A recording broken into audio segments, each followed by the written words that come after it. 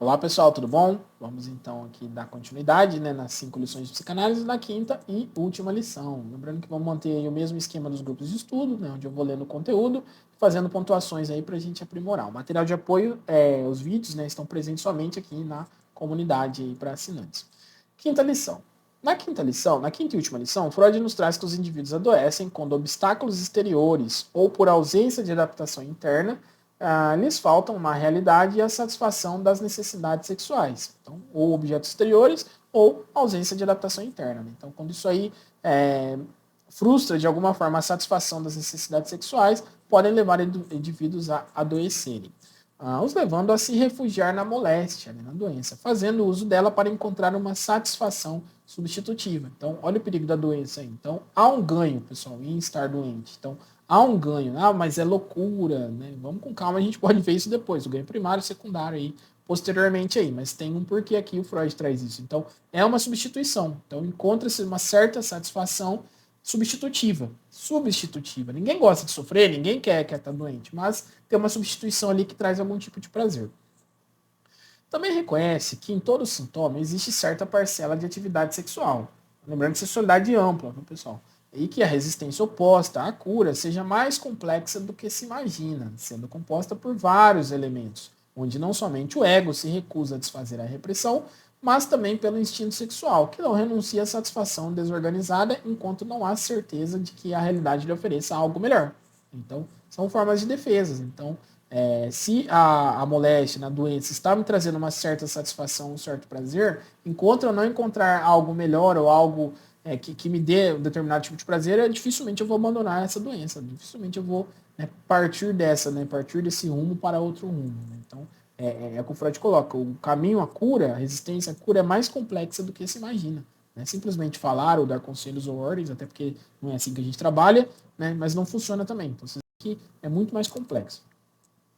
Freud menciona que a fuga da realidade para a doença produz um prazer imediato. Olha aí, pesado, né? Se a gente pensar.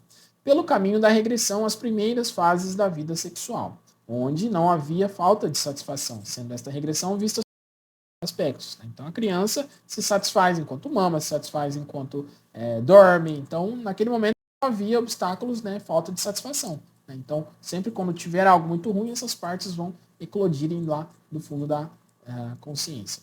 Sendo essa regressão vista sobre dois aspectos. Um deles temporal, onde na neurótica a libido volta a fixar-se a estados remotos, e também formal, né, porque se utiliza de meios psíquicos primitivos para a manifestação da mesma necessidade, sendo ambas orientadas a aspectos da infância e o restabelecimento de um estado infantil da vida sexual. Então, como se fosse um retorno aí às satisfações primitivas, às satisfações anteriores. Né?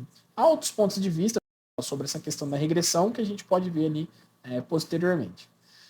Quanto mais se aprofundar nas causas das doenças nervosas, mais será possível ver os detalhes entre as neuroses e outras produções da vida mental, onde as repressões da sociedade nos faz achar a realidade de toda insatisfatória, e por isso mantemos uma vida de fantasia, nos recolhendo aonde se possa gozar, sendo que no caso da moléstia se transforma em sintomas. Então a realidade num todo, pessoal, ela traz muitas coisas insatisfatórias. Então se a gente parar para uma análise mais profunda sobre nossos desejos, nossas necessidades, a gente vai ver que a sociedade não supre isso. Né? E aí tentamos manter uma vida meio que paralela de fantasia, né? onde possamos obter algum tipo de prazer ali. E no caso da doença, né, essa se transforma em sintomas. Continuando sua exposição sobre a psicanálise, Freud traz a experiência mais importante, mencionando que todas as vezes que tratamos psicanaliticamente um paciente neurótico, surgirá um fenômeno estranho, que chamamos de transferência, onde o doente transfere para o médico sentimentos afetuosos e hostis, não justificados na relação real, e sim provindos de antigas fantasias inconscientes. Trechos de sua vida no qual não se pode lembrar, o paciente torna a vivê-los na relação com o médico. E apenas devido a essa transferência, o doente se convence da existência do poder desses sentimentos sexuais inconscientes. Então, a transferência é o fator fundamental, viu, pessoal? Sem transferência, dificilmente aí tem o que a gente chama de psicanálise, né? Então, o paciente transfere coisas do seu passado para a relação com o analista, como se pegasse algo de lá e se adaptasse naquele momento, né? E não é só lembrança, não é só falado, viu, pessoal? Ele vive novamente essas experiências para com o médico ali. Então, de ternura, N questões ali, ele vive para com o psicanalista. Freud acentua que o fenômeno da transferência não foi criado pela psicanálise e que ele está presente em todas as relações humanas, sendo esta o verdadeiro veículo da ação terapêutica, né? Então, os afetos bloqueados vão ser transferidos, vão ser colocados para fora ali, agindo mais fortemente quando menos se pensa nela. Portanto, o psicanalista apenas a desvenda e dela se aposta a fim de conduzi-lo ao objeto desejado. Então, muitas vezes a raiva do paciente não é para com o analista, né? Mas seu pai, por exemplo, ou outra pessoa, né? Então, o psicanalista apenas vai caminhar junto com o paciente ali para que ele consiga reconhecer isso.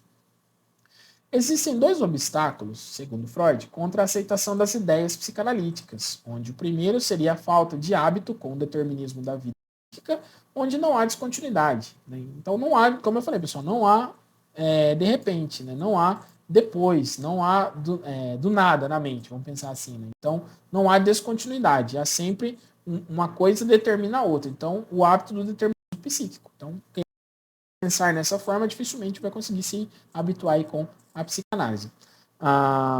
O desconhecimento das experiências, em segundo lugar, o desconhecimento das experiências únicas que diferenciam os processos conscientes e inconscientes.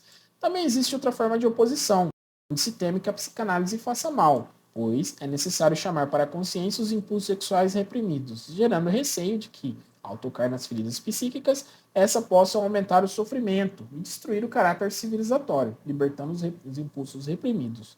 Então, tem essas duas questões aí também. Uma é o medo, o receio, né, de liberar, né, libertar essas questões hostis dentro de nós, né? Então eu vou me transformar num selvagem, já que a sociedade, enfim, ela de alguma forma me coloca em posição de reprimir coisas. Então, quando eu libero isso, eu vou me tornar um selvagem. Então, essa é uma das críticas aí, né? Quem tem o maior conhecimento psicanálise sabe que não tem fundamento isso aí. Mas é uma coisa que a gente escuta muito aí em pessoas que desconhecem aí. E outra coisa, dificuldade também é a divisão da mente, né, em processos conscientes e inconscientes, né. Há tipos de terapias que desconsideram totalmente o inconsciente, viu, pessoal? Eu não consigo ver uma pessoa sem imaginar o inconsciente ali acontecendo ali internamente nela ali, né, mas há terapias que conduzem por isso. Em relação a perder o caráter civilizatório, né, libertando os impulsos reprimidos, não tem muito fundamento, né, mas o Freud frisa que isso é impossível, pois um desejo se manifesta com muito mais força enquanto estiver inconsciente, pois quando vai para a consciência tende a enfraquecer. O contrário, né? Quando está reprimido, né? É o contrário do que o pessoal pensa, né? Então, quando está reprimido é que ele tem mais força, porque ele consegue, né, de alguma forma, ir se substituindo até gerar os sintomas, meio que por debaixo, pelas escondidas, né? Totalmente inconsciente. Quando ele consegue ter um acesso melhor ali ao pré-consciente, né, uma camada mais superficial da mente, vai ser contaminado ali por muitas outras coisas, né? Atenção, defesas, maturidade, inúmeras outras coisas. E aquele impulso vai perder força. Né? Então, quanto mais trancado, pior ele, né, mais força ele tem, pior é. Né? Totalmente o contrário do mito aí. Enquanto inconsciente, escapa a qualquer influência e é independente das tendências contrárias. E quando se torna consciente, será impedido de fazer o que quiser pela consciência. Enquanto se está em tratamento psicanalítico, os desejos libertados do inconsciente são anulados pela ação mental, ou seja, a repressão é substituída pelo julgamento de condenação e efetuado com recursos superiores, onde isso é possível, pois quando a repressão ocorreu, o ego ainda era imaturo, desorganizado. Então, quando se está em tratamento ali, qualquer questão que se tornar consciente, né, vai ser passível ali de um julgamento de condenação, né, de culpa, de alguns sentimentos passíveis de reparação, né? Porque na época o ego, enquanto criança ou enquanto muito imaturo, era desorganizado, né? Então os traumas acontecem em maior parte na infância, né, enquanto o ego é imaturo. Porém agora na vida adulta a gente consegue olhar isso com, né, novos olhares ali, principalmente se tiver em tratamento psicanalítico. Porém agora maduro possa dominar o que lhe é hostil, o ego. Mas também o ego consegue dominar o que lhe é hostil. Mas também reforça que a extirpação radical dos desejos infantis não será o fim ideal, uma vez que o neurótico perdeu muitas fontes de energia devido à repressão, onde essas poderiam ter sido de grande valor na formação do caráter. E menciona que existe uma solução mais conveniente, chamada sublimação, sendo que nela os desejos infantis não se anulam e permanecem utilizáveis, apenas se substituindo o alvo por algo mais distante e de valor social. Então, sublimação é você pegar algo que está, de alguma forma, pressionando de dentro para fora, e ao invés daquilo se transformar num sintoma, né, partir para a doença, você consegue utilizar ela de um caráter social, né, um valor social. Então, a criança que teve, por exemplo, problemas com no desfraude, né, questões relacionadas a fezes na infância, futuramente pode ser ali um médico ali, especialista em parasitas intestinais, né? Então ainda vai continuar mexendo ali, né, no cocôzinho, né, só que com um valor social, né? Então, vocês veem, e o olho brilha, né, aquilo vem de dentro, então a pessoa acaba transformando aquilo que poderia ser uma doença, né, ser uma patologia, uma moléstia, em algo de valor social.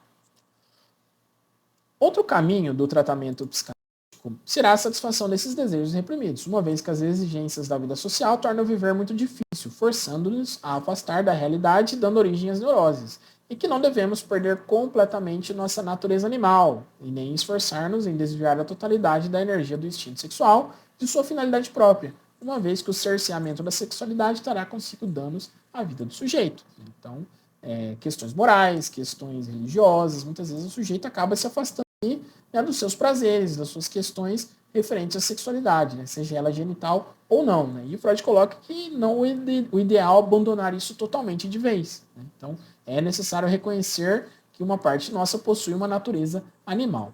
Assim, Freud termina a exposição agradecendo e contando uma narrativa breve, né, e antiga sobre um vilarejo onde os habitantes possuíam um cavalo que trabalhava de forma eficaz, porém consumia aveia demais, sendo esta cara.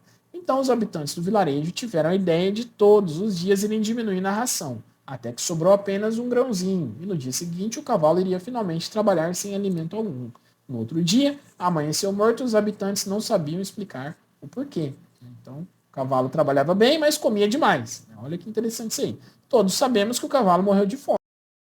Não podemos esperar trabalho de animal nenhum. Então, a ração, o alimento fazia parte da vida do animal. Falando pra gente em cima. Não dá para tirar uma parte da nossa vida, da nossa natureza animal, seja ela qual for, e abandoná-la. Então precisamos reconhecer, fazer as pazes com isso, para que podemos ali entregar ali, né, e ter uma vida mais plena. Essa analogia trazida por Freud faz jus ao comentário anterior, onde não devemos perder completamente nossa natureza animal e nem desviar totalmente o instinto sexual de sua finalidade própria. Bacana, né, pessoal? Então, é um resumão aí da psicanálise, basicamente, nas 5 lições de psicanálise. Né? Então, Freud traz isso aí pra gente bem de forma sistemática. Né? O material original está presente nas obras freudianas e em livros de outras editoras. A gente tem aqui o e-book com resumo. Queria agradecer quem chegou até aqui e vamos ter ali muitos outros conteúdos ali presentes aqui na nossa comunidade. Qualquer dúvida aí, só entrar em contato aí pelos canais aí, pelas redes sociais aí. Obrigado, pessoal, e até o próximo conteúdo.